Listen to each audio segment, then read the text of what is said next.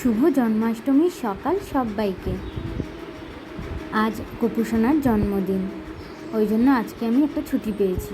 ছুটি মানেই সকাল থেকে অনেক অনেক কাজ। এটা হচ্ছে আমার একটা ছোট্ট বাগান।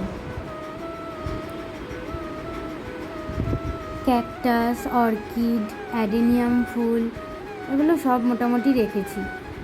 গাছে জল দিতে হচ্ছে না, কারণ সারাদিন ধরে যা বৃষ্টি হচ্ছে।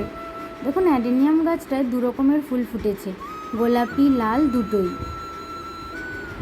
দেখুন কেমন মন খারাপ আবহাওয়া একটা, কোনো রোদ নেই, কিছু নেই, সারাদিন শুধু বৃষ্টি আর বৃষ্টি। এটা হচ্ছে আমার বাড়ির বাগানের পিছন দিকটা। নারকেল, তাল, আম, জাম, কলা, কাঁঠাল, পেঁপে গাছ সব কিছুই মোটামুটি রেখেছি। দেখুন, গোপুসোনার আজকে জন্মদিন বলে বাসন্তী পোলাও করেছি। আপনাদের কিন্তু সববার আমার বাড়িতে আজকে নেমন্তন্ন।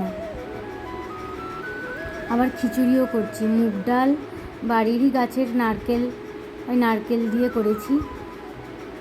আজকে গোপুসোনাকে স্নান করাবো।